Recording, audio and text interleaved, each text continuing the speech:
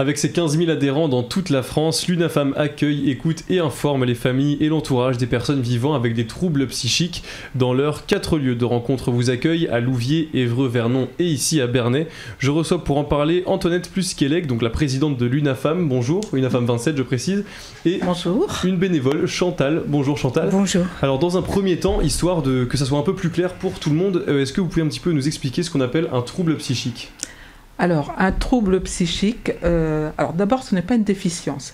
C'est un trouble qui intervient souvent au cours de l'adolescence, ce qui se manifeste de façon diverse. Ça peut être un trouble du comportement, ça peut être un trouble envahissant d'anxiété, ça peut être des troubles obsessionnels, comme les TOC. Voilà ce que c'est en gros un trouble psychique. Alors comment se manifestent justement ces troubles psychiques ? Je crois que c'est souvent à l'adolescence qu'on peut les reconnaître. Comment les reconnaître ? Alors, c'est très très souvent à l'adolescence que ça, évidemment, qu'il se développe, je pourrais dire comme ça. Ce n'est pas vrai pour tout le monde, hein. Il y a parfois des troubles psychiques, enfin des personnes qui ont des troubles psychiques beaucoup plus tard dans leur vie, qui se manifestent ou plus tôt, ou plus tôt aussi. Il y a des enfants qui... c'est rare. C'est rare, mais dès l'âge de 8-9 ans, il y en a de plus en plus. Alors est-ce que c'est lié à l'utilisation des écrans et choses comme ça ? Mais les médecins travaillent justement sur cette détection précoce de façon à éviter que ça devienne un trouble psychique. Donc on travaille sur des troubles du comportement, de l'attention, voilà, qui ne sont pas encore vraiment le trouble psychique. Alors Chantal, vous avez relevé le fait que ça pouvait arriver aussi plus tôt, donc vous avez dit vers 8-9 ans, comment ça se fait que ça puisse arriver aussi tôt ? Mais justement, là, c'est ce que disait Antoinette, on n'a pas de réponse. Les médecins et les scientifiques se penchent là-dessus. Comme tu disais, peut-être les écrans, on a des suppositions. Il y a toujours un facteur déclenchant.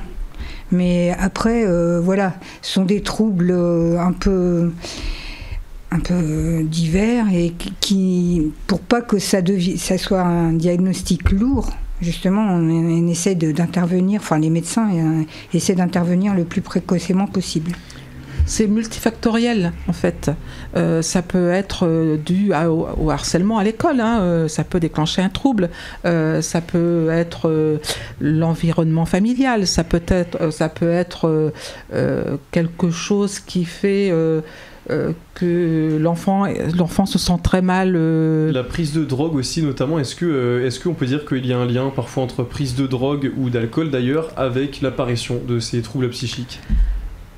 Alors, je ne suis pas médecin et je veux faire très attention à ce que je dis parce que l'addiction, enfin, la prise de drogue, de stupéfiants, d'alcool, altère effectivement les troubles, mais ne sont pas forcément à l'origine des troubles. Il se peut que l'adolescent prenne des substances parce qu'il est déjà enclin à des troubles anxieux. Au niveau de l'accompagnement, l'UNAFAM accompagne les proches, les familles de ces personnes victimes de troubles psychiques. Comment ça fonctionne ? Pourquoi accompagner dans un premier temps les familles de ces victimes ? Alors, je vais faire un petit peu d'historique par rapport à l'UNAFAM. L'UNAFAM s'est constituée avec les familles et des psychiatres en 1963. Elle a été reconnue d'utilité publique en 1968. C'est organisé depuis toutes ces années, c'est organisé dans tous les départements, il y a des délégations, puisque c'est une délégation nationale, c'est une association nationale, donc dans tous les départements il y a des délégations, et le rôle de l'UNAFAM c'est d'accueillir et d'écouter les familles, parce que le milieu médical soigne, ils soignent la personne, mais ils ne sont pas là pour écouter les familles. Donc l'UNAFAM vient en complément pour aider les familles. Alors Chantal, je me tourne vers vous, vous êtes bénévole, j'imagine que vous participez un petit peu à cet accompagnement des familles. Comment vous procédez justement avec eux ? Alors déjà au départ on a eu une formation, les bénévoles bénéficient de formation à Paris, au siège, enfin dans plusieurs grosses villes en France, pour une formation initiale déjà et une formation spécifique à l'accueil. Et donc nous concrètement nous avons deux mercredis par mois une permanence à Bernay. Et c'est plutôt sur rendez-vous. Ça, en général, ce sont les accueils téléphoniques qui débouchent, parce qu'on a un accueil téléphonique permanent. Nous relayons pour accueillir les familles au téléphone, les familles qui demandent des renseignements, qui sont en détresse, qui veulent une aide, une écoute. Et après, nous accompagnons dans leur questionnement. En fait. Un service qui s'appelle Écoute Famille, hein, d'après ce que je sais, qui est un service à l'échelle nationale. Faut-il obligatoirement être membre de l'UNAFAM pour pouvoir appeler ces psychologues, car ce sont aussi des psychologues parfois qui peuvent répondre à ce service? Alors, ce service Écoute Famille, il s'adresse à toutes les familles. Je suis une famille en proie à la maladie, là, une crise très lourde pour la famille. Je fais une recherche sur le site unafam.org et j'appelle le service Écoute Famille. Je ne suis pas encore adhérente et évidemment, j'aurai tous les renseignements. Alors, il y a un groupe de parole que vous avez mis en place au sein de l'UNAFAM, donc il fait partie des nombreuses actions que vous menez. Comment se passent justement ces groupes de parole et qu'est-ce que ça apporte ? Alors, je vais laisser la parole à Chantal parce qu'elle anime un groupe de parole sur Bernay. Donc, au niveau du département, il y a plusieurs groupes de parole, un à Évreux, à Vernon, à Louviers et à Bernay depuis 2004, je crois. Donc il est assez ancien, qui est animé accompagné par une psychologue rémunérée par l'UNAFAM. Donc c'est vraiment, il y a vraiment un travail à long terme. Les familles se sentent soutenues, écoutées et puis guidées aussi un petit peu dans leur questionnement, dans leurs angoisses. Justement, en quoi c'est important pour les proches, pour les familles, d'avoir ce sentiment de soutien, de solidarité avec des personnes dans le même cas qu'elles ? Alors, c'est pour la compréhension. On a tous vécu ces situations. On s'est tous heurtés à chercher un diagnostic qui est très difficile à mettre en place. Mais en fait, le trouble psychique n'est jamais complètement défini. Les médecins sont très prudents avant de poser un diagnostic.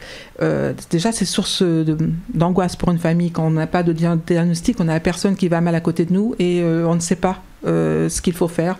On ne sait pas si le traitement qu'il a est adapté ou pas.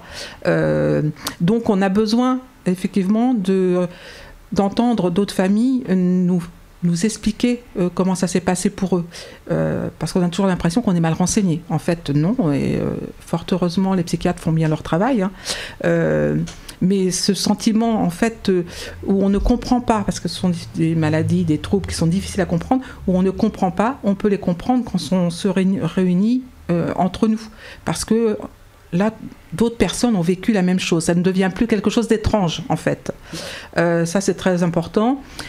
Après, nous, au sein de l'UNAFAM et au niveau de la délégation Heure, on organise aussi des formations qui s'appellent formations troubles psychiques, qui sont dispensées par une infirmière de la réhabilitation psychosociale du nouvel hôpital de Navarre. Et ça permet aux familles qui viennent à ces formations de comprendre les troubles et les symptômes. Ce qui est hyper important après pour aider son proche, pour aider la personne malade, et aussi mieux la comprendre. On parle souvent de culpabilité un petit peu au niveau des familles. Pourquoi les familles peuvent-elles se sentir coupables, justement ? C'est l'incompréhension de la maladie qui fait que, souvent en tant que parent ou en tant que conjoint, on a le sentiment de mal réagir, de pas le comprendre, ou d'avoir négligé des choses dans l'éducation. Parfois les parents en sont là, ce qui n'est pas du tout exact. C'est pour ça, là aussi, notre rôle, c'est de rassurer les familles. Ils ne sont, en aucun cas, ils ne sont coupables. Après, la culpabilité, c'est une émotion aussi. Donc, ils ont ce sentiment voilà. Mais en aucun cas, ils ne sont coupables. Alors, à l'UNAFAM, il y a un numéro d'écoute qu'on peut appeler. Est-ce que vous pouvez nous dire ce numéro, justement, pour nos auditeurs qui peuvent être intéressés ? Le numéro d'écoute au plan national, c'est le 01 42 63 03 03.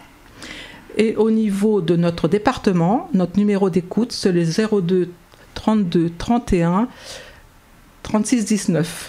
Et bah très bien, le message est passé. Merci beaucoup à toutes les deux d'avoir été avec nous. Donc je rappelle votre site internet unafam.org et cette émission est disponible comme d'habitude en podcast audio et vidéo sur notre site internet Radio Sensation.